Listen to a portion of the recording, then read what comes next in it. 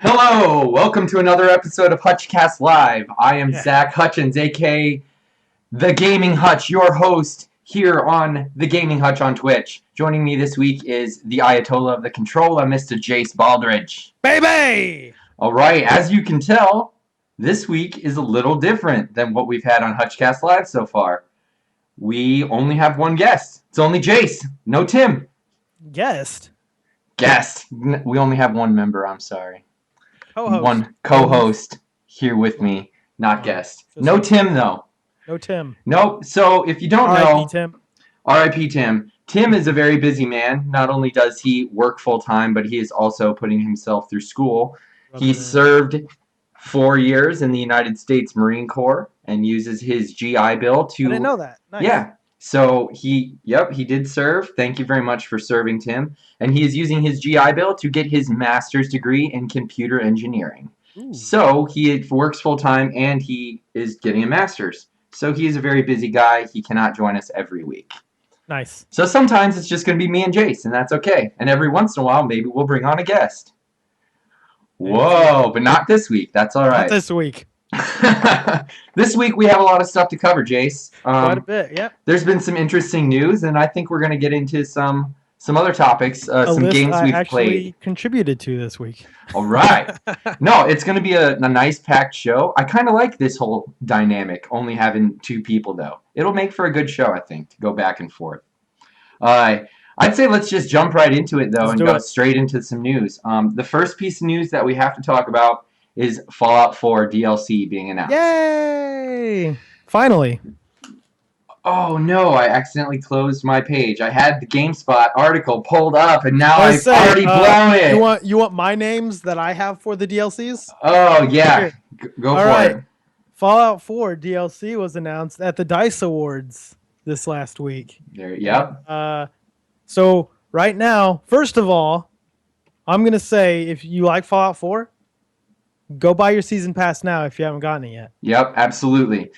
I was going to get to that, but the price is going to go up in only like a week and a half. On March 1st, the price is going to change from $30 to $50 to get all of these DLC packs.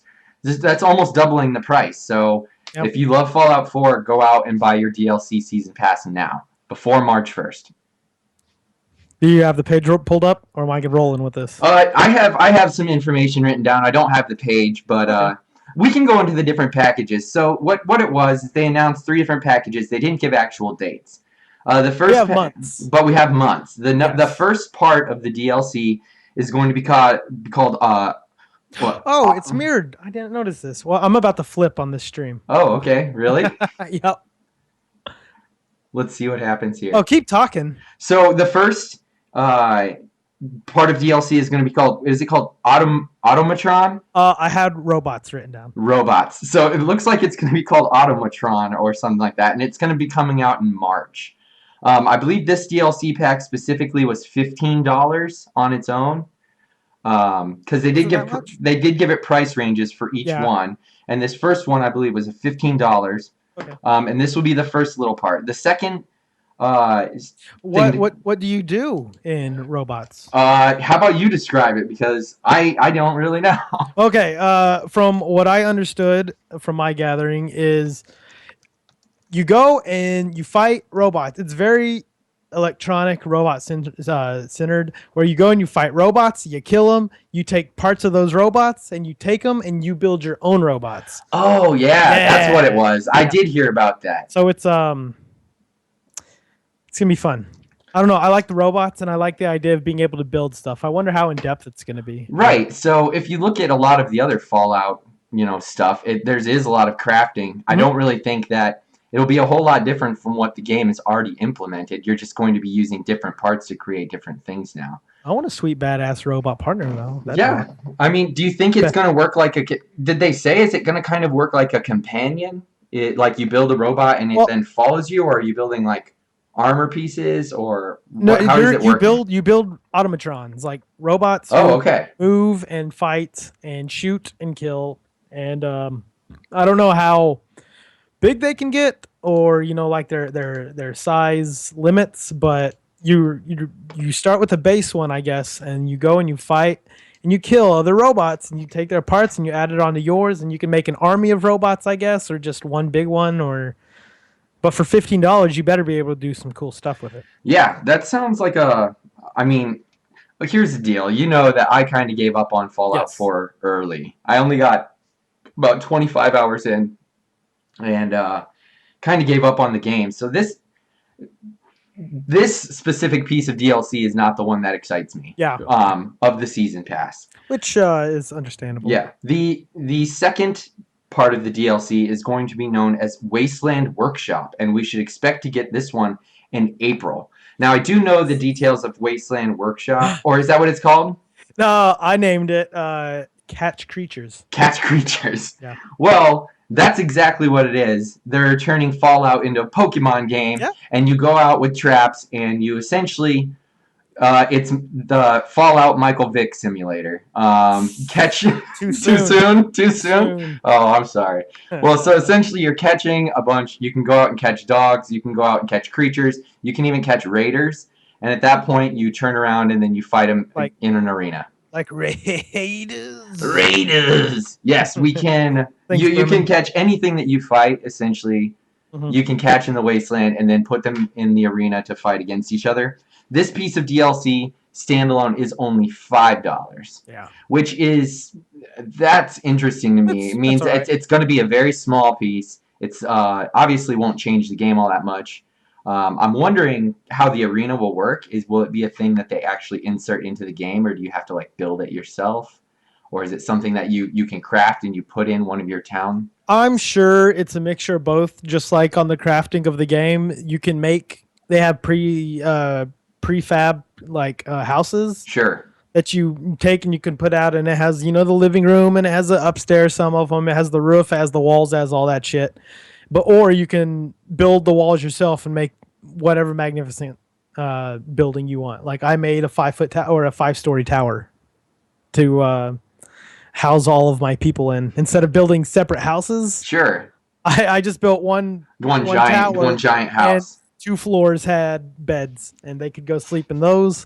Another floor had a medical thing, so it was basically my hospital floor. Another floor had a bar, so it was like their party area. Their hangout. And the bottom floor had stores in it, so that way that was like the where people would come and trade and whatnot. In theory, it's not that in depth, but that's how I treated it. I'm surprised you were able to do all of those things. I've seen people who've done amazing things in the creator for Fallout. I just had trouble making a wall go straight on the property line. I could barely get it sitting right on the foundation. Well, I started. It was on a foundation of a house that like one of those broken ones in sanctuary that you can tear apart. Sure. It was on one of those foundations, so it was a flat ground. Yeah. But even getting it to match up in corners and stuff, it's a pain. It's not very intuitive.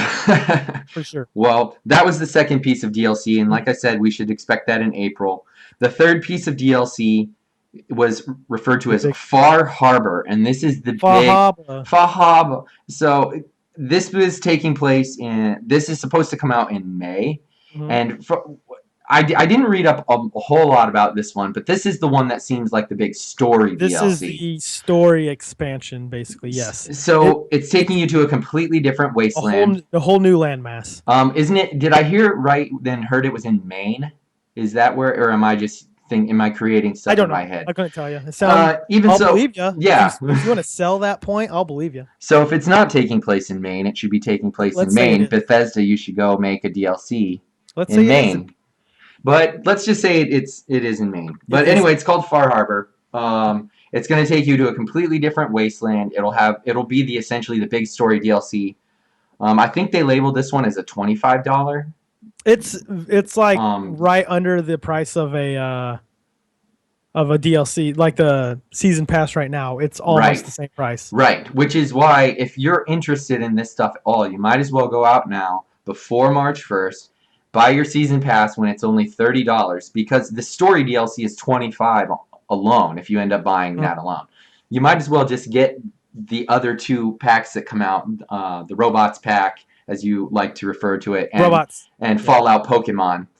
and just make the whole experience. It's only going to add to it. So And that season pass sounds totally worth it. yeah, because also these three aren't the only stuff that's coming. They are releasing more down the line. They didn't say how expansive the stuff is going to be, but there's more content coming. So that's interesting you say that, because I read the article, and the way it sounded to me, it's worded a little funny, because I read it as this is the first round of DLC that's going to be included in this season pass, but in the future they're going to plan on doing more DLC, at which point I would believe would come with a different price tag. I did not read into it. That's not how I understood it. But interesting. That's the way I read into it. Well, they said it's $50, and then it'll be total $50. It's only $40 worth of content for the first round. So that wouldn't make any sense. Sure. Well, go to GameStop. You can actually find the article there. GameSpot. I'm sorry. Yeah. GameSpot. If I was going to direct you to a store, I would obviously encourage you to go to your nearest Hastings video store. I have no Hastings video store stories this time. Have you not been to Hastings in the last week, Jase? Well, I went and bought some Domino's gift card and some PlayStation points. Oh, well. I didn't buy PlayStation points from there, but I did buy a Domino's gift card. Yes. I feel like I even saw you tweet something about Hastings this week. Or was that... I swear to God, there was something about a game or something that had a... Oh, shit. Okay, here it is. I went when I was in Hastings. I knew it. When I was in Hastings and I was walking around, and I went back, and I always look at the games just to see what's going on. And they had the Mega Man Legacy Collection physical copy out on the shelf already. Which is not supposed to be there until Tuesday. And I said, hold on. So then I went to see if they had the Gold Amiibo 3DS version. In the store already, because then I was like, I have lots of credit here. I'll just buy it from here. I'll cancel my Best Buy one and not put it on my credit card because I have it pre-ordered because I want that Gold Amiibo. Right. But they did not have it. They had just the regular game. But so I #Hastings fell, putting games out early, breaking street dates. I'm pretty sure that I actually saw that other stores have done the same thing. I think I saw it posted on a Facebook group this week that someone saw the same thing and they actually tried to purchase it, and the girl rang it up at the register and said, "Oh, I'm sorry, I can't sell you this until Tuesday." Yeah. And because he was very they have disappointed. hard dates, if they have hard dates, they'll some of the systems will block it out. Yes, exactly. So all right. That is a funny story, though. I have to reference Hastings, of course. Go Hastings. They also, in the article, if you go find it on GameSpot, they did talk about the mods are still planned for Fallout 4 to come out on the PC, and then soon after that followed on Xbox and eventually the PlayStation 4. So all of that stuff that they talked about, all of the modding community stuff, has not been released yet, but they said it's still coming. So I think we'll hear more. All of these crazy tools for that. I still think those are a ways off. I do too. Unfortunately. I think that's why they didn't want to actually touch on it very much, but I think they felt they had to touch on it, so they did just a little bit. All right. But that kind of wraps up all the Fallout 4 DLC news. The season pass. So obviously, from what I'm hearing, you think that season pass is totally worth it. Based on Fallout past DLCs, absolutely. Yes. Bethesda does good DLC. They do, and that's true. I loved Fallout 3, and I did everything in Fallout 3. I don't know what about Fallout 4 didn't grab me, man. There's something about this game. I didn't get into it. I see it. We talked about it. Mm-hmm. A lot of people feel the same way. It just didn't grab them the way they thought because it was more Fallout 3. It's almost 3.5. Yeah. Except I felt, we don't need to get into that. Yeah, we don't need to start rehashing. We have plenty of stuff to talk about. Exactly. Still speaking about Fallout 4, though, Todd Howard also gave a interview at DICE this week and was talking about how they did release Fallout 4. Now, last year, they announced Fallout 4 at E3 in 2015, and 6 months later, the game came out. It was amazing for fans. We'd all been waiting for it. Hashtag Colin was right. Shout out to Colin Moriarty. Jase was right. I said it a year before. Oh, really? Before E3 of 2014, I said Fallout 4 didn't come out. I said Fallout 4 is getting. I said that means next year they're announcing it. They're releasing it next year because in 2014, I said they're announcing it at E3. It's coming out in the fall of 2015. And then they didn't announce it. I said, all right, they're announcing it next year and they're releasing it immediately. And I'm so excited. See, I find it funny that people saw this. I mean, I can see where a lot of people knew it was coming because it had been so long. It had been so long. Mm-hmm. But it was an absolute pleasant surprise. Everybody wanted it.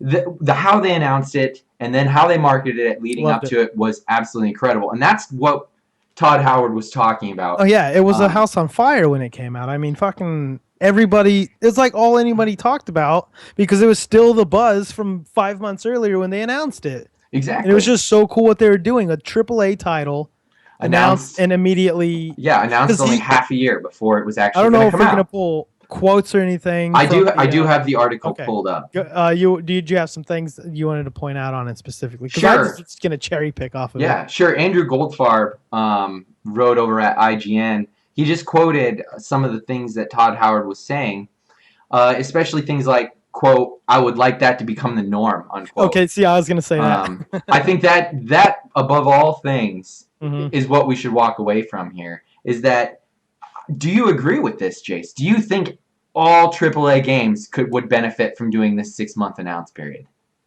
Because I could argue against it. I honestly think. I wish every game was on this cycle where if it's announced, it better be out within 9 months. Mm-hmm. And that's the line. Yeah. I can't stand hearing about a game, being excited for it, and they're like, it's coming out in fucking 3 years. Or something. I'd just rather not know about it and speculate because speculating is, fun. Right. And speculating, where is it? Is it coming? Is it coming? And then boom, there it is. And boom, there it is. Not, oh, there it is. When is it? Where is it? Where is it? Where is it? Hey guys, where is it? Why aren't we hearing anything about it? Where is it? Where is it? I agree. I think it works for some games, and for other games, I don't think this would work. This tactic would work for all games. I think because this is a Bethesda game, because everybody wants it. It worked for them. Everybody was waiting for Fallout because they make it a spectacle.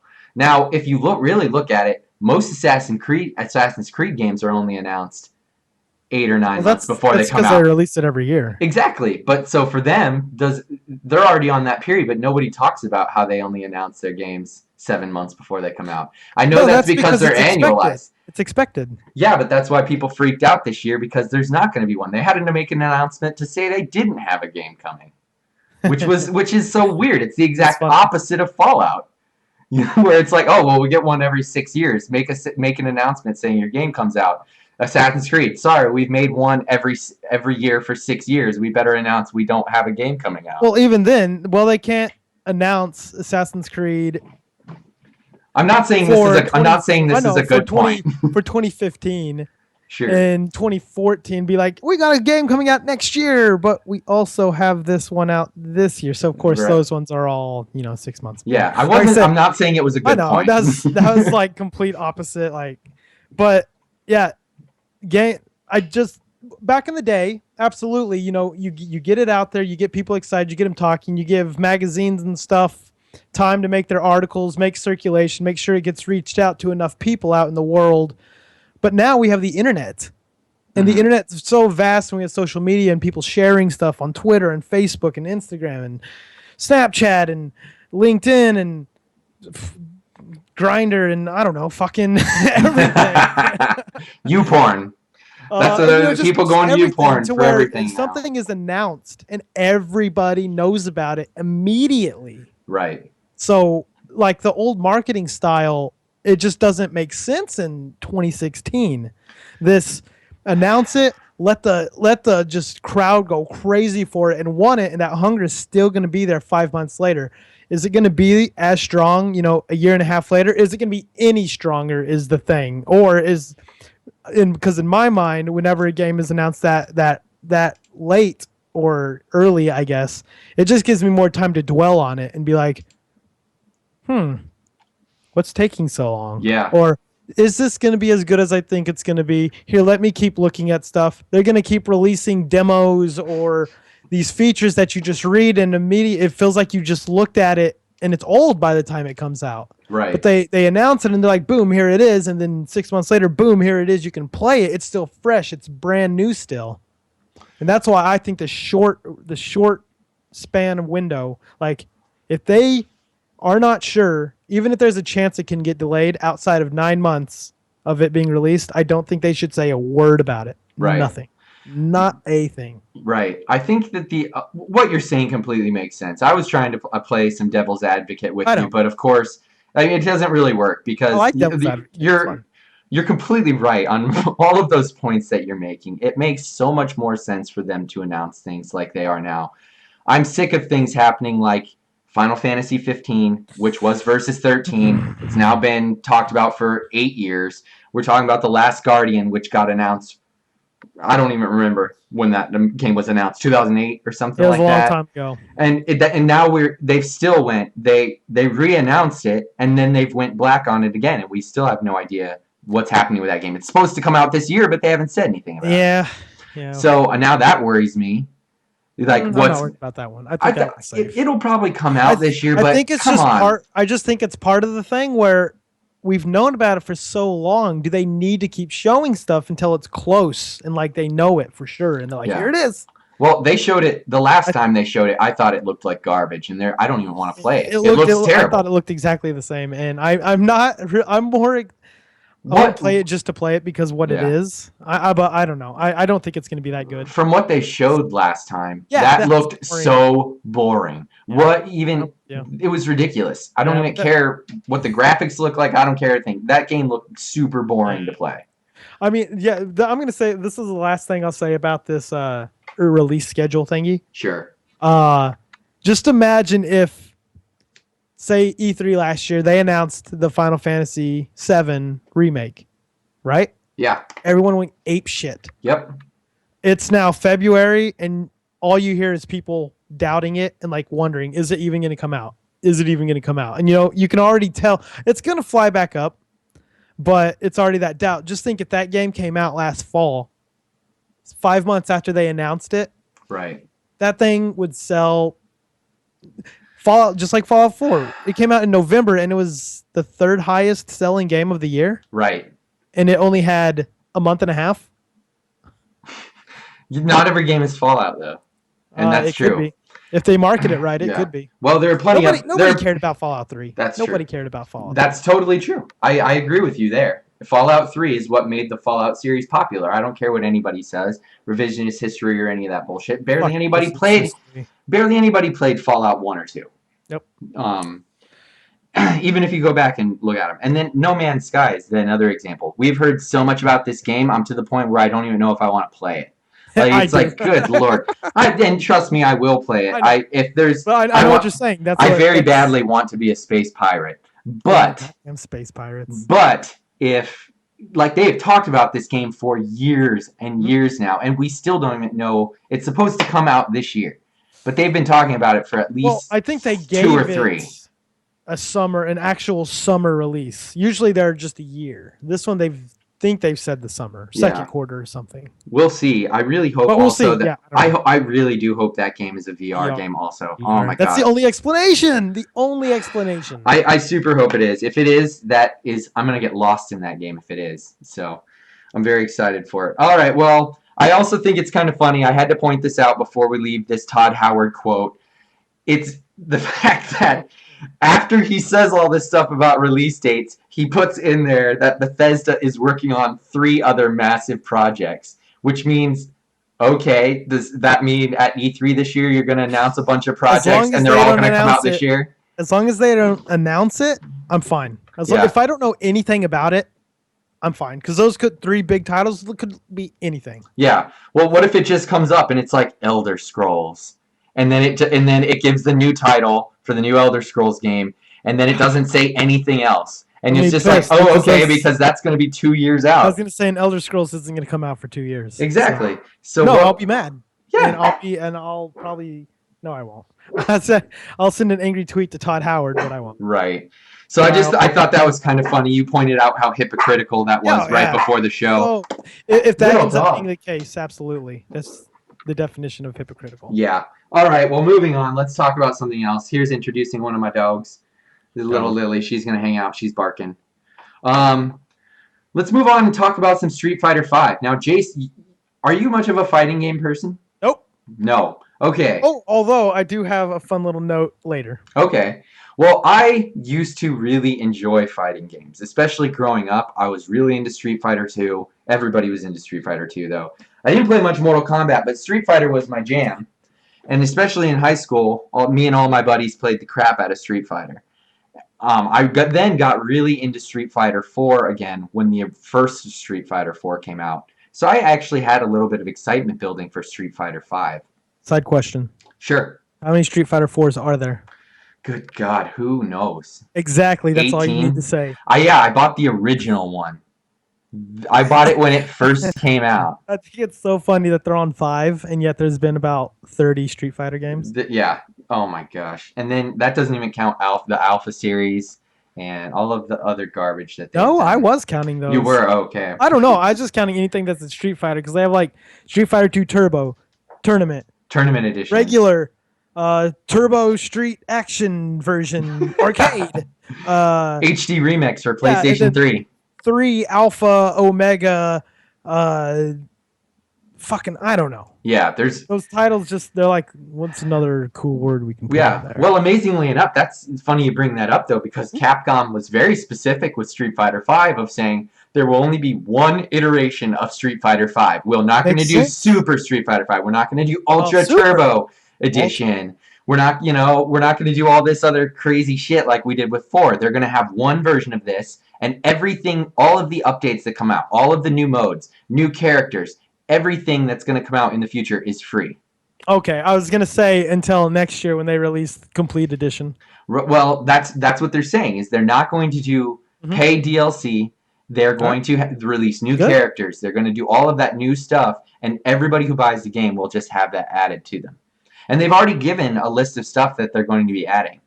But I guess that brings us back to our point. Yes. Street Fighter V releasing, and it might as well be an early access game. There are no modes. There are no single-player modes except for story, in which it's one round. So you start a story, and you fight each individual character. But it's not a best of 3. It's one round. So you fight them, and if you beat them in that round, you move on. And you fight through characters, and then it's over. So to do all of the story content is taking most people about an hour and a half. To do all of the characters going through the whole story. So it's very, very, very short. Now there is also training mode, which you can go in and you can have an AI character there that you can either turn on whether or not it fights back. You can talk, you can go in there and actually practice. The classic single player experience. Exactly, yeah. Practice mode. But there is no just arcade mode. That's crazy. There is no possible way to go on to your PlayStation or your PC and play Street Fighter V and set up where you play a PC character in a best of 3 fight. There's no way to do that. And you just can't play. You just can't go on and play the game by yourself. The only thing you can do is log on. You have to log on to the servers, which that's another thing we're going to get into, and you have to play against other people. So if you're walking into this game and you've never played before, and you're going to walk in and people are just going to put you in the ground. You're going to get slaughtered. Put them in a body bag. They might as well. They're hanging every new player out to dry. Cool. So we're gonna break down Street Fighter V quickly because I want to talk about it, but I don't want to spend too much time on it. So first of all, let's talk about the lack. I was already talking about the lack of modes. So there is practically no single player content. There's one mode, online competitive multiplayer, and other than that, you can go practice. The other thing is, it came out, and then on the first day, like every other game that comes out, the servers didn't work. So all of a sudden, you have a game with no single player. How many betas did they do? Alphas and betas? Like 3? Multiple. Maybe 4? And guess what? I guess the server stability in the alpha and multiple betas were all like perfect. It was great. 2016, y'all. So, of course, Capcom is like, we weren't expecting this many people to play. It's like, Ooh. come on, then. Does nobody have faith in their games? Nobody Does thinks no, their game's going to sell and it's going to work? does nobody see previous games that run almost exclusively on servers and see what is happening with those? Yeah, I mean, it's the same story every time. how is it that the only game that's essentially came out on new generation consoles that worked on day one was Destiny? Because Destiny worked. I remember getting that game day one, and the servers just worked. You got on the game and you played. Bungie's the only one that did it. They did their betas and alpha right. They did though, They rocked that's shit. the only game though that's come out and worked. Every other game that's based on on online play has came out and been broken, just straight up broken. And this is no different. So because of this, I want to talk about one review very specifically, and it's the one that I feel has gotten the most controversy, and that's the IGN review done by Vince Ingenito. Well, you don't get controversy if you're not on the top. That's true. If you're at the top, IGN everyone's is going to complain at you. It IGN doesn't matter what IGN says; they're going Right. to get shit no matter what. And of course, they're the biggest website out there for video game content. I'm going to preface this also by saying I love Vince Ingenito. I think Vince is awesome, and he's a great writer. He's very talented with what he does, but I'm going to be disagreeing with him throughout all of this. So I will say that. I'm going to try my best to play devil's advocate here Fair enough. with absolutely no information. So this is fun. So Vince came out with his review of Street Fighter V and gave it an 8.0. Now, Sounds perfect. in his review, he's talking about how he completely understands how, and he even uses the wording, it's unacceptable that it's missing certain modes. Uses the words unacceptable. And he did talk about connectivity, and he said that it worked great for him, but he was only talking about beta, and he then had early access for reviewers. So, of course, when almost nobody's playing, his connection was always perfect. So he didn't experience any of the connection issues that people have had. But his excuse for this is that Street Fighter V, while it is made for everybody to play, that this game is specifically being catered to a competitive crowd. And so he did his review looking more at the competitive side of the game and less at what the game was like for everybody. So he catered his review to the 1% of the audience that is the competitive side of Street Fighter. Street Fighter, I'm going to use some facts that actually came up during a podcast done on IGN. Facts. Because what has happened with this is Vince came out with his review of the 8.0 and he started getting flack for it.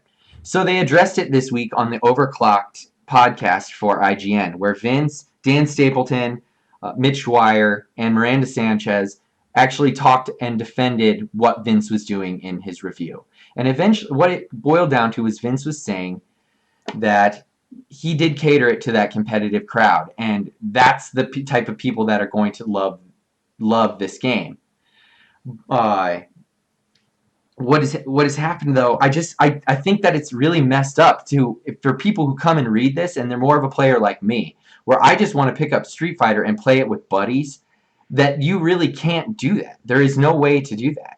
Did you read the review? I did, and that's that's the full actually review. You read? I totally read all of his words. And did he mention in there that the review was catered for that mindset? No, no. He's never mentioned once. Not in the review. He does mention in the review that the game is going to be more accepted by the competitive crowd because the lack of features makes it a little more inaccessible to everybody else, to regular players. So he did preface his score with why he gave that score in the review. I don't know. So there's I read the review once. Essentially, what they ended up doing on Overclocked is they talked about how and why Vince was able to give it this score. But I feel like what my point was, I was going back to how many people actually bought Street Fighter 4 and the variations. The variations of Street Fighter 4 sold 9 million copies. At EVO last year, Street Fighter 4, which is one of the biggest fighting games in the world, only had a couple thousand people who attended EVO. So you're talking about really dedicated, hardcore fighting game fans, there's maybe a couple thousand that go out of their way to go to a tournament. So if you look at it beyond that, maybe on local tournaments or people who play hardcore across the country, 100,000, 200,000 maybe.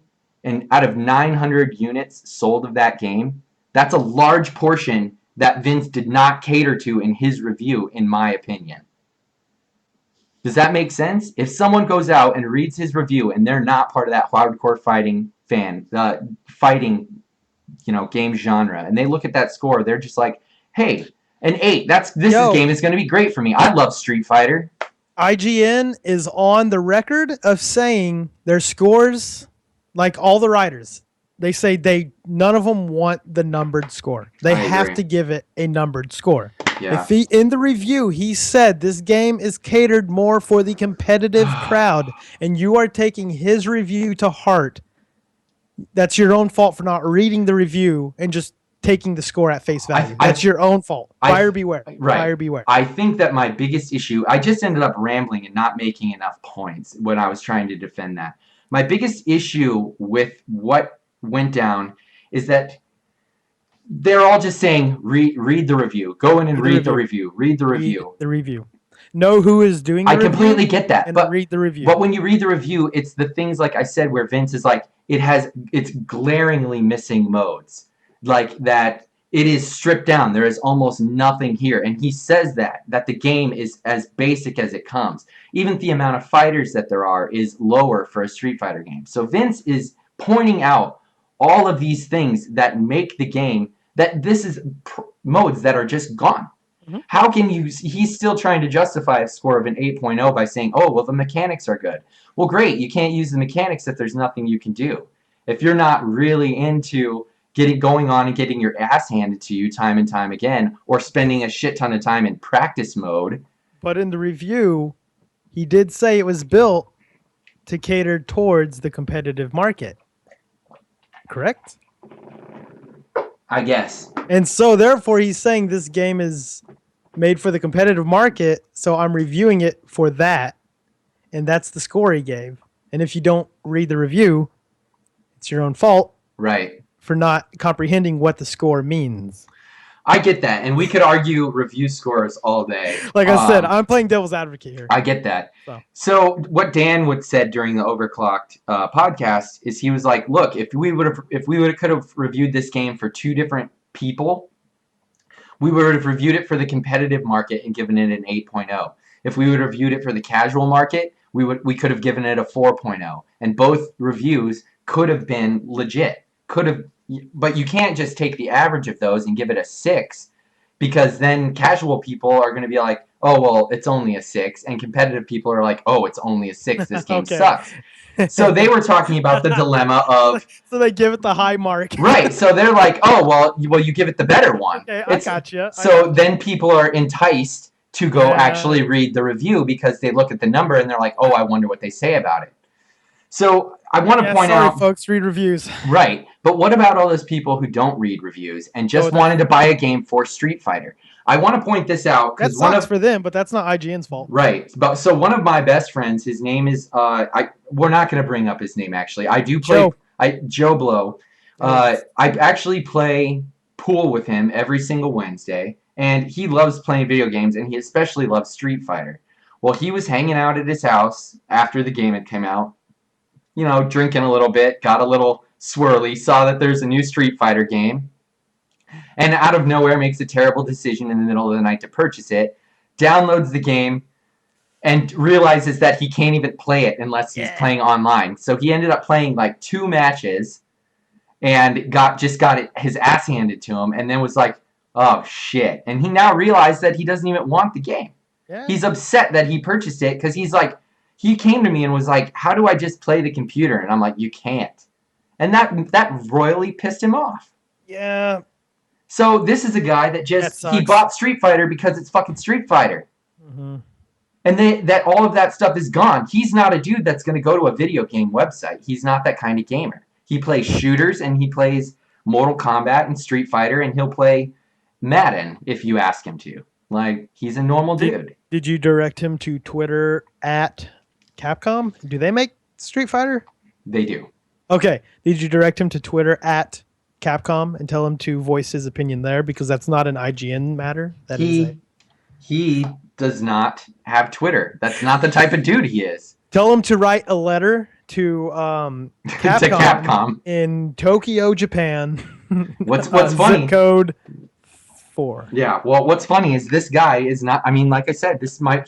Dude, that sucks. That sucks. And but he's not a dumb guy. I mean, he actually is a cancer researcher for his profession. He's a scientist, but he's not a scientist of video games. Obviously, he doesn't look up on it. So it does suck for him that he did that. We need to just get away from Street Fighter, though. Pretty much.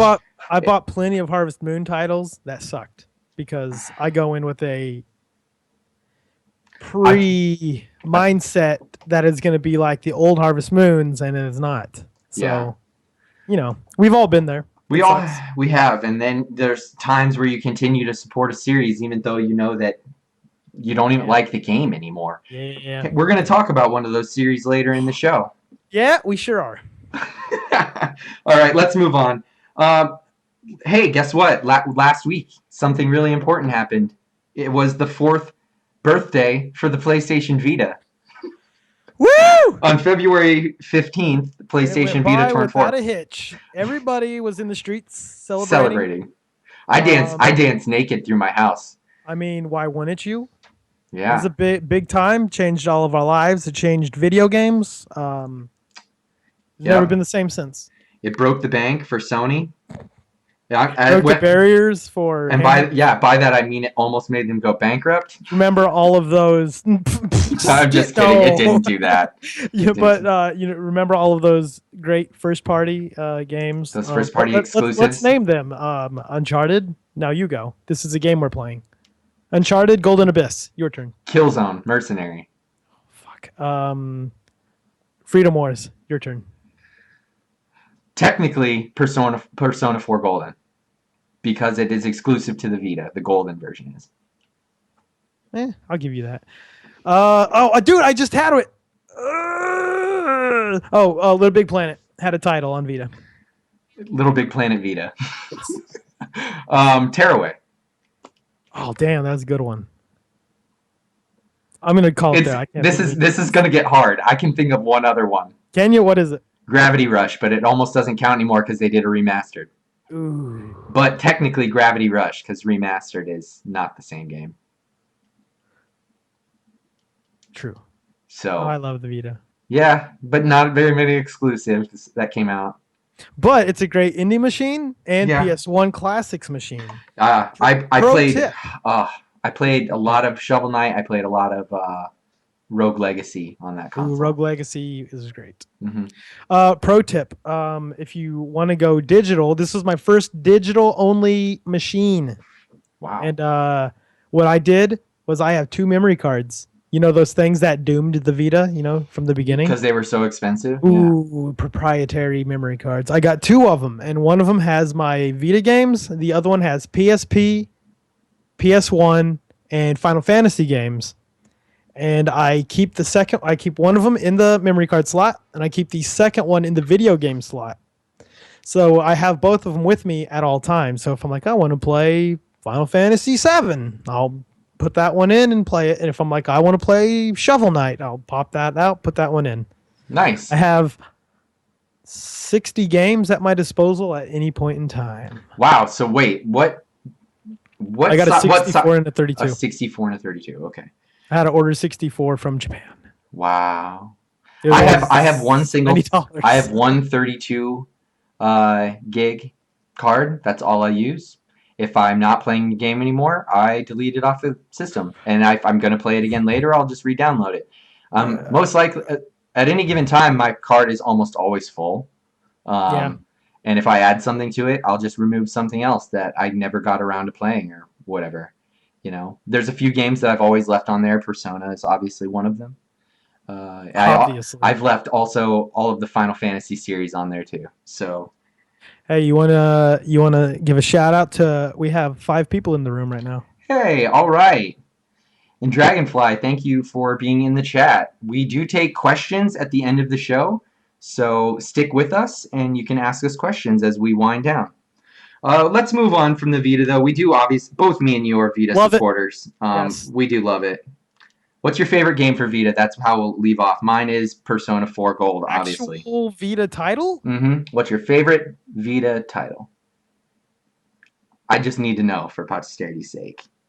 Is that including indies? Yeah, that I can play sure. on PC. I don't care. I don't care All right. where you play it. Fuck. Mine's still Persona. I love having Final Fantasy VIII in my pocket all the time. Yeah. I don't know. It's so spread out. I can't even think of what I spent the most time playing on there. Sure. It jumps around and varies. Yeah, for most Oh, time. Luminous is awesome. I love Luminous. Okay, I never actually played that. Wait, Electronic. So we'll move on from that. I want to quickly mention that Far Cry Primal comes out this Tuesday, Oh yeah. February 23. Are you looking to pick that up on Tuesday? No. Me either. I really was thinking about it, but I think I'm going to pass on it at first after watching, some content. I've watched some IGN first content over it.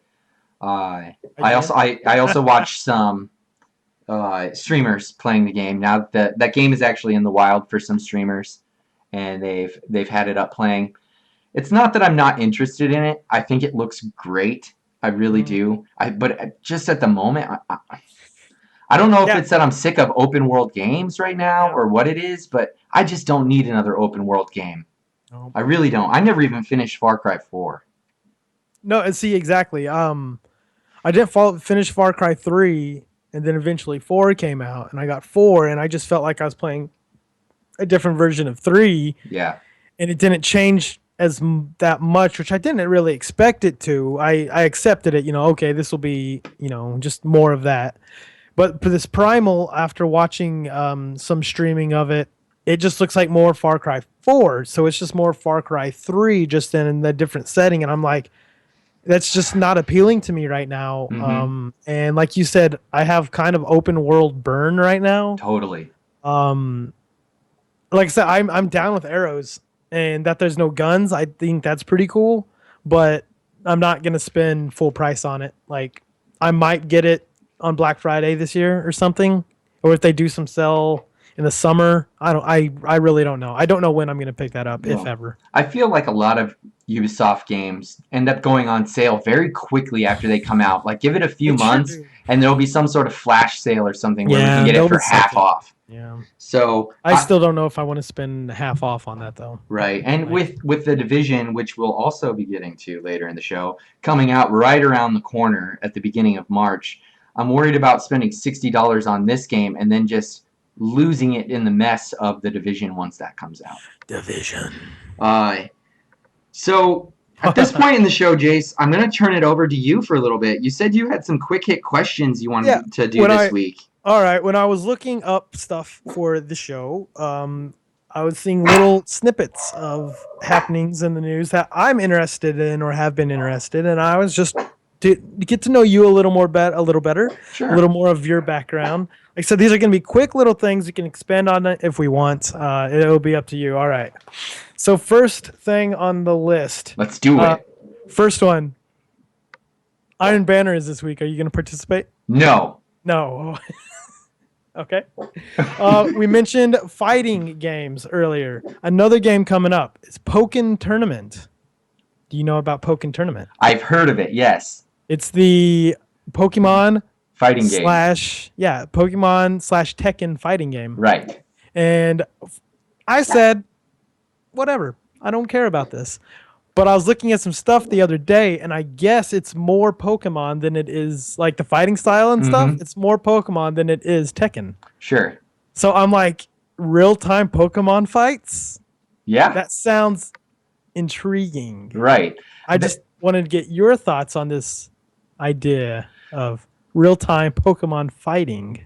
I think we've been waiting for it. I think lots of people want this game. I hope it does everything for Pokemon fans that it should, and I hope they do it justice. I think that the roster is going to be limited, and I'm pretty sure they've already said that it's not like you have all of the Pokemon. Which is unfortunate. It is, but if you think about it, there's certain ones that fit perfect into the style of this game, things like Machamp and Hitmonlee and Hitmonchan. Those are fighting ones. Those are fighting those exactly. So I'm interested to see how the balance happens between the Pokemon, and I don't know. I'm really interested in it, but considering it's going to be a Nintendo only game, I probably won't play it. True. See, which is why I had a question on that. And then later when we talk, spoilers, more Pokemon's coming up. Yeah, Pokemon. Like I said, I'm jumping I do on love my list, Pokemon. and I had that one listed specifically last, and I ruined it. That's okay. Okay, another one. This week on Steam, a little game called Danganronpa Trigger Happy Havoc was released on Steam. Yeah. Did you ever play? Oh, that's it. Favorite Vita game, Danganronpa, right there. I never played it. Answer. Never played it. I've heard a million things about it. It is essentially like a visual novel in game form where you're kind of a detective and you're figuring out stuff. Or you're not a detective. No, you are high school students. You're high school students, but you have to try to kill each other and get away with it. Isn't that how it works? I don't know exactly. Yeah, I know the concept of the game. The setting is you're high school students and Monokuma. Trapped in a school by Monokuma, who is a bear who is white and black. He's so cool. Yin Yang bear. And he sets you up in the school and he locks it and he says the only way you can get out is if you murder somebody and get away with it. And so it's investigating, and then there's a trial, which is basically, well, it's a trial. They call it a class trial in the American version.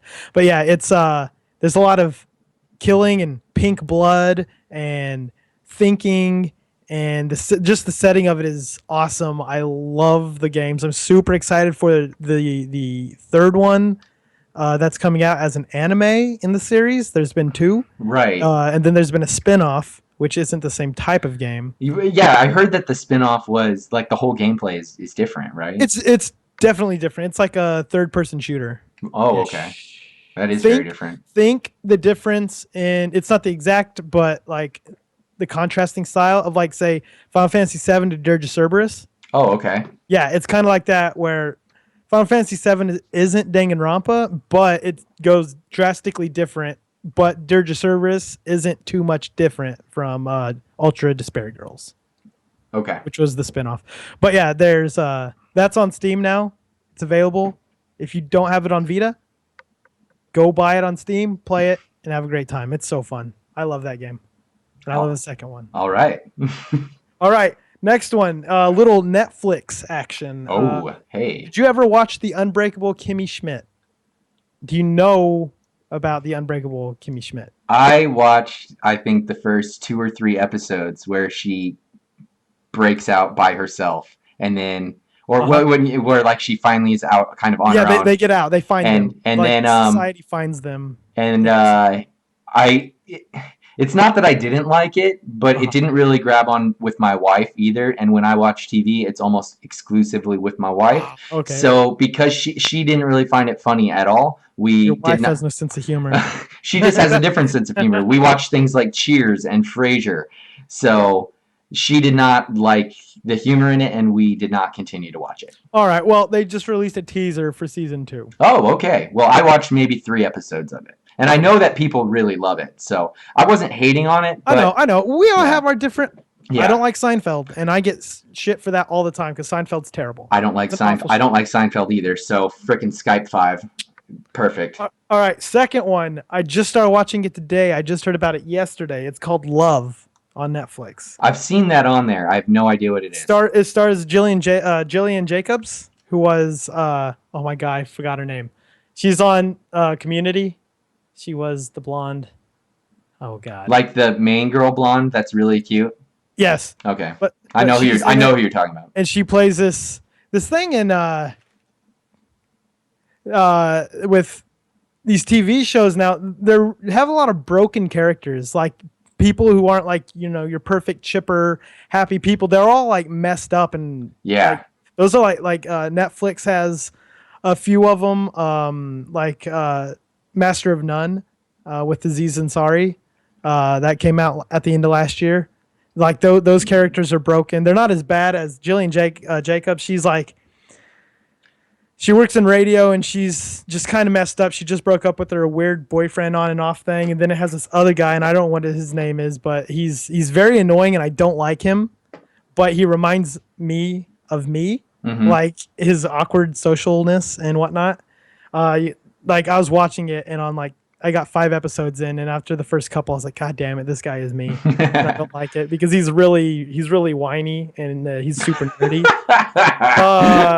Like fuck. But then there's this other girl in it named Claudia O'Doherty, and she's this Australian, and she's really cute. Like her, I love Australians. Like the way they talk is the best. So, are you into Nicole Kidman? Does she even have an accent? No. But yeah, so Netflix kills it on TV shows. Their originals are awesome. I haven't watched superhero ones, but I will eventually. Sure. But like their little romantic comedy, like how these ones, and then like FXX is killing it on their comedies and stuff. And they're on like Hulu Plus and whatnot. Yep. Like You're the Worst, and You're the Worst is. I was actually going to bring that show up because I was going to be like talking about where shows with broken characters. You're the Worst is one I just love. I love that show. Yeah, like how Gretch is. Oh my god. That's kind of how Jillian's character is. Okay. Like, I could get it's not exactly the same, but you know, it's an idea. Yeah, I could totally get behind that. You should give it a try because I love You're the Worst. I do want to point out that I believe in our chat, Magical Hamster said there's not anything wrong with that in reference to us not liking Seinfeld. Good. So I think she's on our side. In some circles, that's frowned upon. Oh, I know it is. I don't understand it because I can't get into Seinfeld. Just never have been able to. All right. I think I had another one in my brain, but I didn't write it down. So, like I said, those are quick little hits. Fair enough. I liked them. That was a nice little section. Maybe we should do a quick hits every single week now. I'll give it a shot. And and maybe even some weeks we'll turn it around and we'll do them to you, Jay. Yes. So absolutely. Well, let's move on, and we're actually gonna revisit Pokemon then. BoJack Horseman is a great show. Oh, BoJack! I have not watched that. I've not given it the time. My brother showed it to me. It's so funny. God. Have you watched F is for Family? I haven't. Okay, so like that's another one that's gold. Also, it's on Netflix. You'll find it on Netflix. It's Netflix original, and it's an animation, and it's hysterically funny. I love F is for Family. Right now. So, but like I said, let's move on and come back to some Pokemon. Talking about a game that I loved when it first came out, and as the series progresses, you just stop buying them because you can't play them anymore because it's always the same thing. And there's a reason the originals are the best, and there's something really cool happening with the originals. Do you want to tell us what's going on with that, Jase? All right. If you own a new 3DS or a new 3DS, you can buy Pokemon Red, Blue, and Yellow digitally, I think on Saturday. Yay! For $10. I thought they were going to milk this shit. I know, but $10? GameStop has them on their website for $9.99. Like the digital download code. And I was like, oh shit. Because I was like, I'll get one. I'll get yellow. Because yellow is the best. I can agree with you that yellow's a little different though. Definitely, because I like the TV show. Like sure. Season 1 of the TV show. I love the TV show also. I do love that they actually have Jessie and James and Meowth in yellow. Mm-hmm. I don't like that you have to use Pikachu, even though it's a better version of Pikachu. I'm more prone to my Pokemon Red, which I normally play with my Super Game Boy because I don't have a functioning Game Boy anymore, and I'm not going to go out and buy a new Game Boy just so I can keep playing Pokemon. I don't blame you. But I'm happy though because a lot of these old carts the batteries are starting to go out of them, so it's very hard to have a save that you can keep and that actually still functions properly. So this is sweet that we're getting another version that we can play and have the original games again. It's cool. And the fact that they added online functionality to 20-year-old games. Isn't from that the amazing? 90s. That's so cool. Yeah, and yet somehow they can't get online functionality to work in Mighty Number 9. But yet Nintendo's able to put in online functionality from freaking Pokemon from 1992 or whenever the hell the original came out.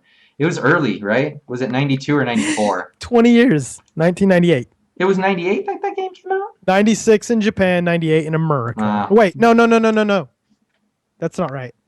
No, that is right. Is it? It feels like it was so much earlier than that, but whatever. It was. We were in middle school. I believe. No, I was in grade school. We were grade school. Magical, I was playing it in 5th grade. Magical Hamster says she's been a Pokemon master every generation. Every gen. So Alex, who is Magical Hamster, I have known since kindergarten. She bought Pokemon Blue. I bought Pokemon Red. Mm-hmm. Is that your same cart from? That is my same cart from back then, and that is the cart that we actually used to trade Pokemon on so that we could achieve all of them. See that? We were in 6th grade. Yep. I think you're a year older than I am. Yep. So I graduated in 2005. No, you would be. Hold on. Oh no, I guess grade school didn't matter. I skipped 8th grade, so my years are different. Okay. Well, yeah, Pokemon, and it was. I love Pokemon. This really excites me. What's funny is I actually don't even own a 3DS. So at this point, I don't know if I'm gonna pick one up, but I love the fact that this is available for younger kids to go back and see where the series started, because the series has become so convoluted anymore. Oh I stopped. I can't. I try. I don't think I tried the last two. I think I got X or Y. Yeah. But even that, I stopped on Diamond Pearl. I played through Pearl with a buddy in college because I actually had someone who was playing, and he got Diamond and I got Pearl. That's the last time that I played Diamond Pearl. I think was the last time I really got far into it and really put into it. Like I said, I've owned White or Black, but I played it a little bit and I was like, get out of here. And then I owned X or Y, and I was like, get out of it, because I was excited when they switched to 3D. Yeah. But it just didn't. They're like, you have beauty contests and make your fucking Pokemon train in like a virtual training area, or balls fly at it and you shoot your magic at it. I'm like, no, you train by fighting other pixelated assholes. And once they just started doing dumb things, when you had to start dressing your Pokemon up and doing pageants and stuff, I'm just, come on, this is not what I'm here for. I'm here to get a bunch of little creatures that I'm going to battle against other creatures and play through gyms. The goddamn tournament. Exactly. That's the point of those games. They've added a lot of fluff because they felt they've had to. Yeah. I hope that this by fluff allows you mean, 800 extra unneeded Pokemans. Yes. That's the other thing. I can't wait for kids who have played through these games that have 700 Pokemon, okay? And they go back and they just have 150.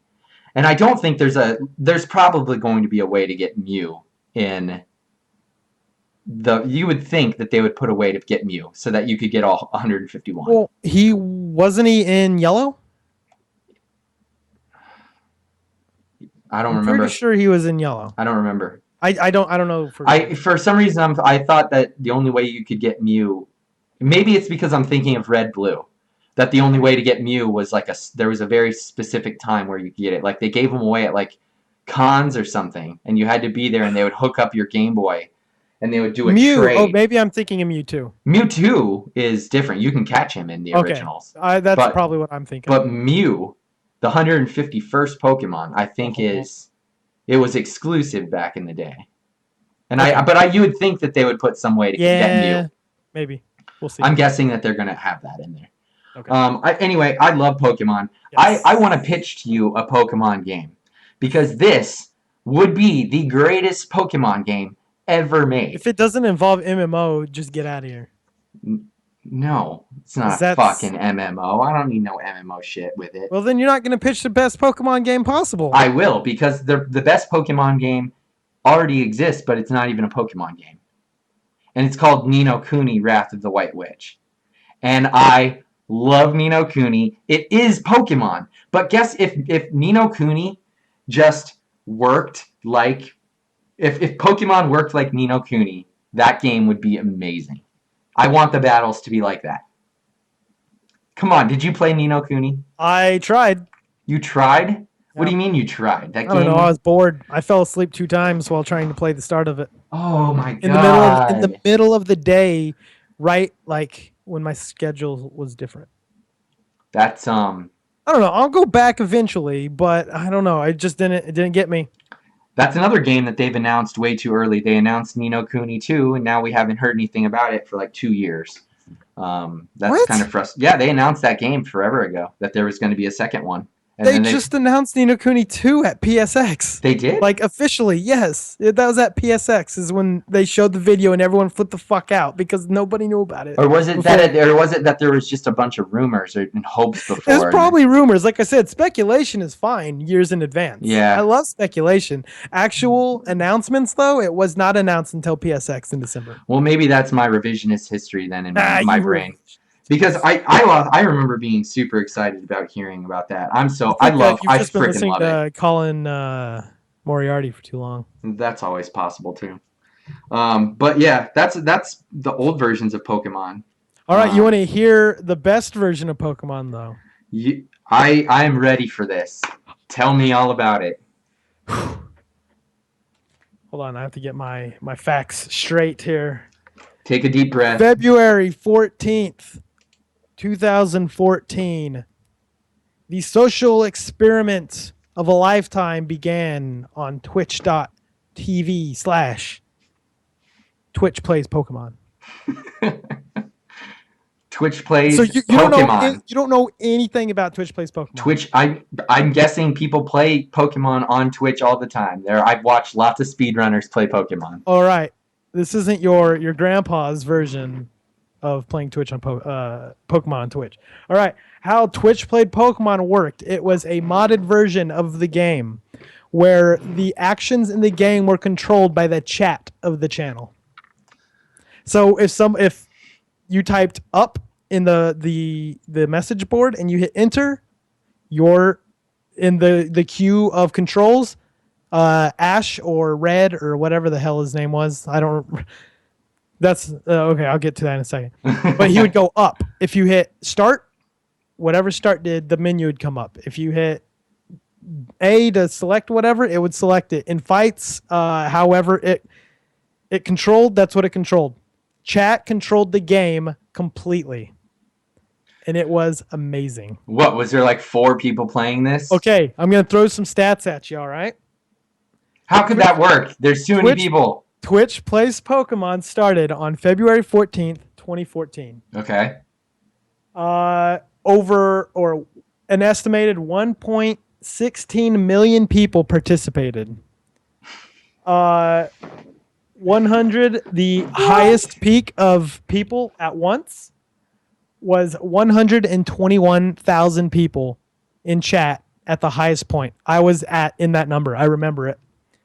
Simultaneous viewers. There was a total of 555 million views by the time it ended on March 1st, 2014. So it took them just over 2 weeks to beat the game. It. Yep. Continuous. It was all day. Like it played all day. There were 80. There was an average of 80,000 views at any point in time. And then it was estimated 10% of those 80,000 were actually participating. So at any point in time, the average was 8,000 people inputting commands into the chat. How did the character then not just like constantly just be like, he act did. like a little idiot? He did, my friend. He did. Okay. So he walked in circles. He walked into walls. He checked signs that didn't need to be checked about 10,000 times. He opened his menu. He got out of his menu. He looked at items inside of his menu. The best part of it though was one, yes, stuff would not happen for hours. No progress for hours. Just him walking in circles, running into shit. What it really got good was when you go to was the stories that came from it, because it was just the game. Nobody was commentating. It was the chat and it was the community built around it. And the stories that came from it were mind freaking boggling. There was religious themes. There were political themes. There was heartbreak. There was victory. There was death. There was, oh my God, it was, okay, for example, when you pick the dome or the helix fossil, the helix fossil was picked. The helix fossil was dubbed the chosen one. It was, and then when you go into the menu and you click an item to observe it, it said nothing can be, this has nothing to do right now or whatever, but everyone used it as Red is consulting the helix fossil for guidance because he doesn't know what to do. So Helix Fossil was God. He's asking God for help.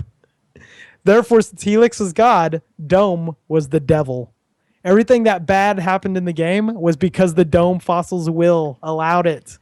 The Helix Fossil allowed life. And is this stories that are being created in the chat? Yes. And that's chat, so chat is just constantly talking. The chat, well, the chat didn't have a lot of talking because it was ups and downs and A's and B's, selects, starts. You couldn't get a word in the chat. It was the Reddit boards, the Google document. I had the Google document saved on my phone. I pulled it up all the time. I watched it during my lunches. I watched it when I got home. I could not watch this thing. It was the coolest fucking thing ever. Like I said, Helix was God. All praise to Helix. My fantasy football team, I changed the name every year. That year I changed it to the Helix Fossils, and it hasn't changed since. I have a shirt that has the Helix on there, and it says "All Hail the Helix." The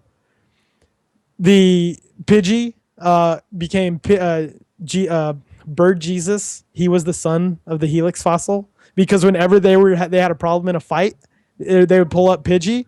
And Pidgey just dominated. It was the highest rated Pokemon they had. A Pidgey. Uninvolved. Not Pidgeotto, not Pidgeot. Eventually. Oh, okay. Eventually. But they started with a Pidgey, and that became he grew into the savior for the team. Every Pokemon that got caught, or given to him, or earned, or whatever, got a name randomly because people were just clicking, and then they would decipher the letters and numbers that somehow were accumulated into a name, and they would the people would translate it into some kind of name that kind of looked at there was a rat, and I don't remember what it was called, but they called it Jay Leno because it was JVYNO or something. So they're like, that looks like Jay Leno, so his name was Jay Leno. And then there was a rat-a-tat called fucking something, I don't remember. But the scariest moments of the game would be when they would go to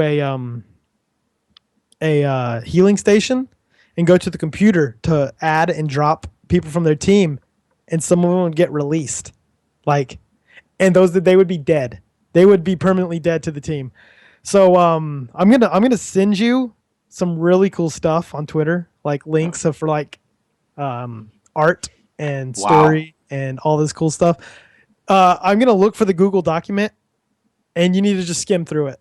It has a running list for all of the ones that they caught, their names, when they died. Some of the ones that they caught brought bad luck. And there's the Eevee, Yeah. And Eevee, they wanted it to be one thing, but they were saving a stone for another Pokemon, but they accidentally had Eevee evolve into Flareon. And so Flareon was the Dome Fossil's evil henchman, basically. He's like a demon. Yeah, he was. I don't remember. They're Good calling Lord. it something. But yeah, there was just religious. Well, it was more religious themed. And then after they finished the first one, they went to gold or silver, and or maybe they did blue next. They went through all of them eventually, and it was more political themed. Like one of them was like the president, and then the other people started like attacking him or something. I don't remember because I watched the first one and it's such an emotional ride, and it was so like organic and like it just happened, and it was fucking awesome. And then the rest of them, the viewership in every game got as high, and people by the end, because they're having such a hard time with some spots of it, like they couldn't get through. The guy constantly updated his game, the Okay. mod, Yeah. and it switched to a point where it went from whatever anybody put, What that's happened? what the input would be. He changed it to where it was a voting system, and so if the next minute that went by, more people said up, they would move up one spot, and then See, that feels like that's going to be drastically it easier was more to make efficient. happen. It was more efficient. Yeah. It was slower, but it was more efficient. But there were anarchist purists who said we want anarchy. That's what Twitch plays Pokemon is. It's anarchy. So then there was a second meter added, and it was a vote on whether it was a constantly moving bar of whether we were working anarchy or we were working democracy. And so it was so when we'd get to a hard spot, people would be like, okay, let's do democracy so we can get through it. Then we'll go back to anarchy. But the anarchists are like, no, anarchy is pure. Anarchy is right. Democracy is the work of the dome fossil. Oh my gosh. I Dude, love it. it was so awesome. Like my mind was blown like every day. I could not wait to see like new updates of it. I watched it constantly. Like, That sounds pretty funny. and I Um, guess they're doing an anniversary stream of it right now. And some guy was telling me, but I was like, it's not the same. it obviously won't be. It's never the same after the first time. Yeah, like I said, it was so organic, and I feel like since then, like people were trying to force stuff in, like, oh, that was a funny story, so let's make one up for this one, you know. But it's like it's moving a lot smoother, so it's not as like I said, it's just organic. Yeah. It was a once in a lifetime thing, I think. So this is interesting you brought this up. I've heard of Twitch Plays before because there was a Twitch Plays something like Bloodborne or Twitch Plays Dark Twitch plays Souls. Bloodborne, Twitch plays Blood Souls, Twitch plays. And they ended There's up been a few beating of them. these games, Yep. which that makes it amazing to think It's that crazy, how right? the heck does They can Bloodborne beat work? Bloodborne, but I can't. Yeah, I've never beat Bloodborne 20,000 either. people can play Bloodborne, but I can't get past the second boss. Wow, that's so interesting. I didn't know, and that's all the way back in 2014. 14, 2 So, years, yes. And I get sad when I think about it because there's never going to be something else like it. That's where Jase Plays Games came from. oh, really? Jase Wow. Plays Games came from Twitch Plays Pokemon. That's interesting. I like that. Well, it sounds very divisive. Oh my God, it's so good. Speaking It of was so good. speaking of the divisive, the Division beta was open this weekend. Dude, I'm sorry. I completely spaced No, on that's the fine. division. I would have cut that a lot shorter. Hey, no, it's fine. We're coming towards the end of the show. We're gonna end Yeah. up wrapping up here pretty soon. We have, It I was think, just been a live beta. for a We little don't over a high. ton over it. No, yeah, we talked about it a little bit last week. But we actually got to play it this weekend. Yes, we did. I put in approximately 7 total hours. I may have been one. No, wait, no, I actually put more than that. I played another 3. I played 10 hours total. I'm gonna say 10 max is what I hit, maybe. So I played 10 total hours. I did hit the level 8 cap. That was for the regular level. And then I ended up getting Dark Zone level 9. Did you get the 9? I got to 9 playing last night. I got 7, and then this morning I was having no luck, and I kept getting kicked from the server. So I said, Yeah. "Oh," and I saw that I am like 100 gigs over my internet, so I was like, maybe I'll stop. Yes. I also a big reason I didn't stream on Tuesday and Thursday this week is I'm having issues with my internet data also, and I'm really upset about it with my provider. So I could not do streams on both Tuesday and Thursday this week because of that. But I'm getting that remedied. Yeah, But overall, we gotta play the division. Overall, I'm still excited for the game. okay. I was just about to say, are you excited for the games? Yes, I am. I believe that's because that beta was tiny. They had lots of things blocked off. Mhm. I mean, you're talking about there was a skills tab, a talents tab, and a perks tab, and you couldn't even go into talents and perks. They And you can only do 5. there I was only believe, there was only 5 skills, and spread they amongst 3 classes. so you barely got to see what the skills were. They had mods for those skills locked, except for a couple of them had you could actually unlock the mods for them. You could unlock the mods for the mine, and so like you could make your mine a little bit different. Um, but that was really that. The weapons, the armor, all of the loot was very limited. So just like in the Destiny beta, it's not like you got to see a lot of the high tier, awesome, badass stuff. Yep. What Very, about very basic. what about gameplay though? So I think we could talk a little bit about gameplay before we move Yeah. on. I want to talk about I did like the game. It played well. It played well. The I'll one agree. thing that felt a little clunky to me is the cover system. And maybe it's just something I'm going to have to get used to playing.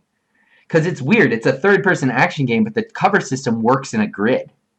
Did you notice that? How like Yeah. you go behind a car and there's 2 slots you It select was from, like this much space. Yeah. designated for each thing. Which I'm fine with. Like it helps with tactical moving Yeah. because you have to hold the X to move from cover to cover. Which like I said, I never got used to. For some reason, I never got used to it. I like to use it when I was like trying to approach and there were bad guys or whatever, because that way I could just hold X and I didn't have to worry about, oh, am I gonna accidentally peek out too far. I'm like, well, I'll just hold X behind this wall Yeah. and I should be fine. Then I'll hold X on the next wall and I don't have to worry about going off a line or whatever. I'm just gonna run straight to it as long as I hold the button. Sure. It was. I think- yeah. I don't know, man. There's something about that cover system that It is different. And in the middle of battle, it ends up that you have to cover. Don't get me wrong, but you are not going to use that hold X to run from cover to cover shit in the middle of battle. I used it a little bit, yeah. Oh man, I felt like when I'm in the heat of shit, you go to your old school way of thinking where you're moving yourself I was around. gonna say, but isn't with a cover system you shouldn't be moving around that much anyway? Because when we played that one mission together, we did it pretty well. We started in the back, we shot. Once we had an opening, we advanced. We stayed hidden. We stayed in those positions for the most part. Yeah. Unless I was dying and I had to run and get healed. But we stayed cover. We shot. We stayed. We weren't like running and gunning like Destiny, where I'm going to run at him. I'm going to jump over him. I'm going to shoot him. I'm going to punch him once. I'm going to run back behind a rock. Right. It was like, no, you clearly have to have a better plan of attack. You do. Which I'm fine with. Those AI, if they were even one level ahead of you, they were absolute bullet sponges, and then they would wreck you. They would wreck you. That's probably my biggest complaint is even with other players, I was having trouble with it really bad this morning with bullets, but like other players being bullet sponges. Like there were... In the dark zone? Yeah, in the dark zone. I was shooting players, and I felt like I was entire 30-round clips of my assault rifle into them, which is a level 8 assault rifle. So it's like as high as I can get. And I'm shooting them, and it's not doing anything. Right. And then like it would look like they're about to die, and then their life would stop. They would take one step away. I'd start reloading, and their energy would refill. But then once I get close enough, then they start shooting me. I died almost immediately. Yes. I felt. Right. This is probably inaccurate. Maybe I was already close to dying, but I'm pretty sure I was having like full health because I would stay hidden until I had an opening. But I don't know. I was having trouble with it. And like I said, I haven't killed but maybe 3 actual people the entire time. Wow. But I get killed all the time. Yeah. Wow. So I killed computers. I killed a lot more people in that game than 3. We have one great story where I'm going to tell the story just because it pissed you off so bad, and I can realize how much it pissed you off. So me and Jase are playing in a fire team, and what happens is if you're in a group and you go rogue, it puts the other person rogue also. So me and Jase had just tried to extract some gear, and of course, because it's the dark zone, and I'm going to talk about this after this, we ended up dying before we could extract our shit. So I was mad, and I saw who killed me. I very specifically saw who killed me. I was awake. You made it through, but I died, and I lost my equipment, and I saw who killed me. Anyway, we're playing, and 5 minutes later, some random guy goes running by us, not rogue, not minding his own business, mind you, didn't stop to even acknowledge us. I realized it was the guy who had killed me at the extraction zone, so I just murdered him as he's running down the street. To begin it, we already went rogue once. because we don't. I don't know how it happened because you didn't fully. Maybe there was a crossfire. Yeah. Oh yeah. So I had just went rogue. So we went rogue, and that was an accident though. And he said, "Oh, I'm rogue," and I was like, "Shit, I'm rogue." So I went and I hide in an alleyway, and I hide and I'm fine because there's a timer. Mm-hmm. And then this guy over here, he's fighting. He's down in the thing. He doesn't really know what rogue is yet, and he dies. And he's like, "Oh, they just killed me," and I'm like, "Because you're rogue." You're right. And so we come back, and then we're running down the street, going to get more stuff, and Zach goes, "Hey, there's that motherfucker who shot me." I was like, "Leave him alone." Oh, I'm rogue. Yeah, I know. I'm rogue too, you asshole. What? It makes you rogue? Yes. We're a team. We just affects me. And you're like, we just established this 2 minutes ago. Got out of being rogue, and yet this dude's over here blasting fools, getting revenge. Oh, that was so funny though. So we're running through the streets, and he's following me. I'm trying to get us to safety, and everywhere we're going down these streets, there's people coming to kill us because you get extra XP if you kill somebody who's a rogue. Yep. So everyone's coming at you. So we're running down the streets, having to turn just. Oh my god! And then eventually we get to a little position and we get safe. And then as soon as our rogue ship goes away, somebody comes into the building. They're following us. They wanted us dead. They wanted them points. But yeah, Zach was so funny. Zach causing mischief and mayhem. Beta. So that's going to make me talk about the Dark Zone a little bit. And this is the one part of the game where I'm now worried. Because I enjoyed playing some of the Dark Zone, but also the Dark Zone pisses me off. Yep. Because of if you look at the way the Dark Zone works, there's no reason for anybody to ever fight each other. There's enough loot going around for everybody. You run around, you kill the AI, everybody gets their own drops. So when you're killing AI, it drops an item for every single person. It's not like it's one drop happens and I got it before you and you don't get it. We both got something.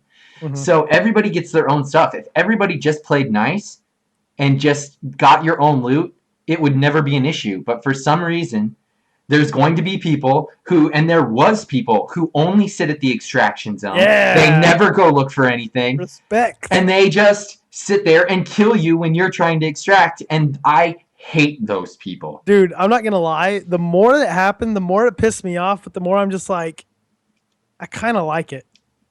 I don't know, man. Like it's not smooth, you know? So it's just like, it's that question of, is it going to be clear? Are these people trustworthy? Yeah. It just sucks, though, because that you can't do anything.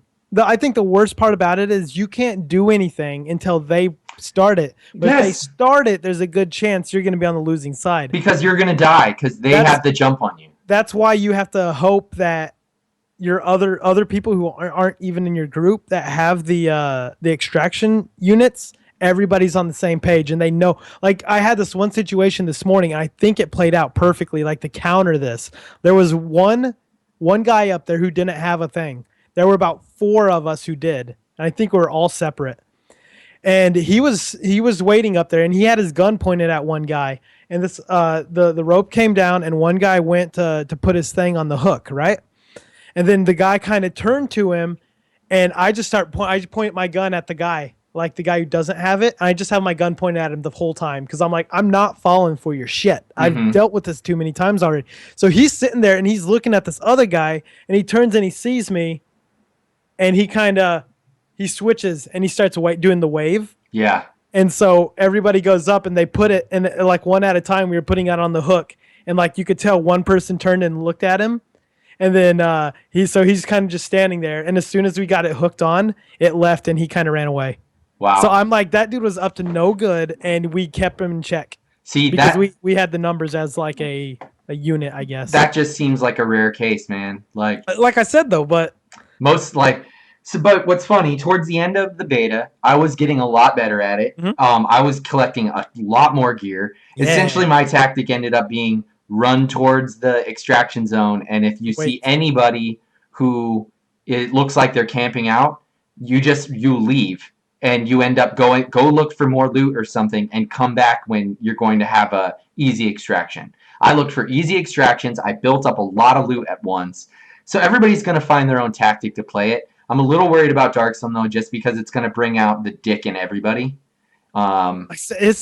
It'll be interesting. I want them to add more incentive to work together, but I'm not gonna lie, I want more incentive to be a fucking shithead. So what I want, in all honesty, I feel like the punishment for going rogue is not enough. And that's my biggest issue. So if you die in Dark Zone, you lose. I noticed you lost an average of 50 to 60 experience. It depends on how high your level was. The higher your level, you lose more. Makes sense. What I kind of noticed in the equation is if you die while you're rogue, you lose approximately 3 times the amount. You lose a lot more. You lose 3 times the amount of experience. Now, to me, that's not enough because when you're only losing 50 and when you die, and if you only lose 150 when you die while rogue, and you need 1,500 to level up, you can do a lot. You can actually go rogue and lose a lot of experience. It's not that hard to get that back. You kill an AI character in the Dark Zone, you get 40 to 60 experience. But to counter that, you said it raises the higher level you get. It does. So when you're low, it may not seem like a lot. But then once you get up to a higher level, when the real game comes out, that margin is going to grow. So say you reach level 20, and now when you die regularly, you're losing. I don't even know how to exponentiate it. But say you lose 500 XP. I don't know. But then if you die as a rogue, you're losing 1,500. Yeah. Like it grows exponentially with your level. Maybe the higher you get, the less you are because it's more of a risk. But I guarantee, if you do it, if you succeed and you do it and then you survive, you're gonna get a lot more too. We'll see though, because obviously as levels go up, the AI will give you more experience as you kill them. You'll get more experience for killing other players that are higher level. So is it just going to balance out and it won't really matter? Because we got a bunch whenever we survived being rogue. We got a bunch of XP from that. Yes, we did. So that's the balance though. Yep. Is you have to risk whether you want to be a dick and risk everyone hunting you, or do you want that big cash out of 1, you get the extraction, 2, if you survive rogue, you're going to get a big payout for it. So I like that there's the balance, and like I said, the more I think about it, I think the more I'm accepting it. I just don't know how long, that's gonna keep me interested. Yeah. But I think I'm starting to like the idea the more I learn about it. I'm also worried that all of the best loot is going to be locked behind Dark Zone. That Dark Zone is going to produce all of the highest level loot. Probably. And that means we're going to have to play that mode in order to get what we want. Well, so that worries me too. And we probably will. Like we were talking about, though, I want to know what the loot is like. Is it going to be worth it or whatever? Yeah. Because just like, say, on Call of Duty, where they deal with regular guns. It's not Destiny where we have fire rockets and electric hand cannons or anything like that. In Call of Duty, I get almost like the second tier gun that's available, and I usually just stick with that the entire rest of the game. Even when I'm level 50 or whatever, sure, I'm rocking a gun that I got right from the start. Mm-hmm. So it's like, if it's a real gun like that doesn't if it's just stronger, I mean, I don't know. I have to see the layout of the guns to see the incentive of if I'm going to spend a lot of time in Dark Zone or not. I agree with that. We'll just have to see. We'll have to see. The beta did a good enough job of making me wanting to play. Yes. Yep. So now it's like, okay, well, good job, Division Beta. You made me want to play the full game.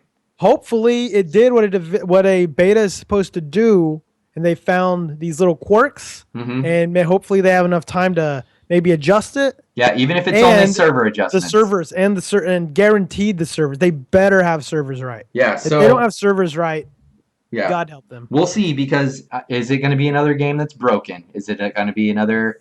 I'm gonna guess yes. We'll have to see. Project Cars, that was the Ubisoft game, the driving game that came out, and it came out broken as shit too.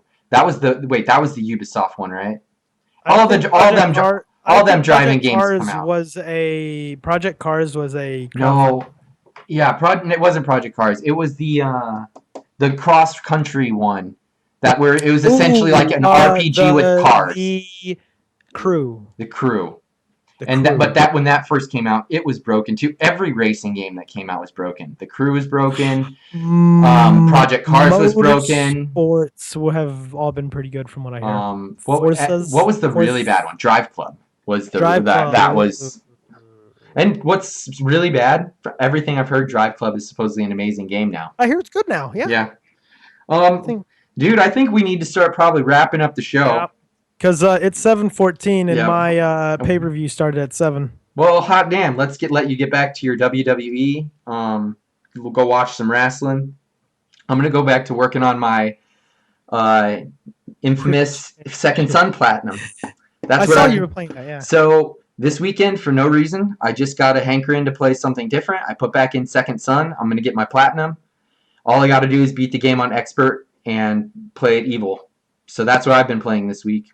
Other than during the middle of the week, I had a really rough week. So I didn't play any video games essentially all week until Infamous this weekend. But what about you? What'd you play? Metal Gear Solid 5, The Phantom Pain. Finally started playing that. And it's okay. Awesome. It's not amazing. It's not great. Yeah. It's good, though. If we have anyone in the chat and you have any questions for us, feel free to queue them up as I kind of do an outro. I do want to give a shout out to, we now have a #1 fan of HutchCast Live, essentially. What? It turns out Tim's brother, Alex, who has played Destiny with me from the very beginning. We play multiplayer games with each other. I played The Division with him last night, and you'll see more of him during Division streams once the game is out. He's listened to every little piece of content that we have. He said he loves the show. I had to give him like a huge shout out and say thank you, Alex, for loving our show and supporting us. So we have a #1 fan, and his name is Alex. His name is Alex. You know what Alex would love? A jingle, like us to sing him out? No, Alex would love if this show was put on iTunes. He probably would love that. If you guys really want this show to go on iTunes, send me tweets and harass me and tell me to get my shit together and get this show put on iTunes. Yo, once PS4 Party Chat gets up and going and I figure it out, I'll let you know. Fair enough. So Jase is actually starting a new show known as PS4 Party Chat. He will be actually taking people that essentially, if you want to be on Jase's show, send him a tweet and two steps. There's a two-step process. I posted this to Twitter too. What's stupid? I posted the rules. You have to follow at Jase Plays Games, twitch.tv/JasePlaysGames. Okay. That's step 1. Step 2, send me a message in Twitch. Twitch message.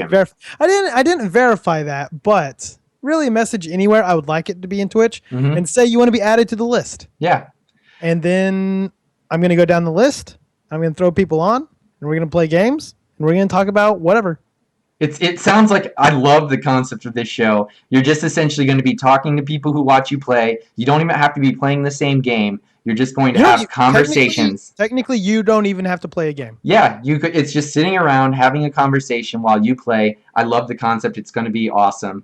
Find that www.twitch.tv/JasePlaysGames. Right now, it's Wednesdays at 9 Central Time is the loose time. I don't know if it's kicking off this week, though, because this week is a tricky week for me. Sure. Yeah. Because I have shit happening. Some moving arounds. So, and I have to find a first guest. Wink. Oh, hey-o. Hey-o. If you want to be Jase's first guest, or me, it probably won't be me. I can't do Wednesdays. I can't do Wednesdays normally. I have my championships for my pool league this next Wednesday. I play billiards in a league. I said it's loose. It's loose. Awesome. I have not set this in stone because I set the test to make sure that my setup does allow this, which it should. Sure. I think we did it once before. Yeah. I don't see why it wouldn't work. Well, it's a lot tricky. You have to use 2 mics and whatnot. Yeah. Worst comes to worst, you could always be using an audio from like a Skype call. We can talk about that kind of shit later, Jase. I'll talk to you about how that works. Anyway, this has been HutchCast Live, episode 5. You can find me, obviously, here, www.twitch.tv/thegaminghutch. You can find me on Twitter at thegaminghutch. Go also find me on Facebook. Jase, where are you on the internet? As you Twitter, count, Twitch, see how long the Instagram, outro is. Everywhere at Jase Plays Games. Yep. Well, you can find HutchCast Live every Sunday. We normally start at 5:30 p.m. Central Time. Come join us. Join in the chat. We take questions at the end of every show. We don't have any lined up. So we'll see you guys next week. Jase, thanks to you for joining me, even though it's just us two. Hey, it was a good show. We did it. This was a great show. We'll see you next week. See you next week, Tim. Bye! Later!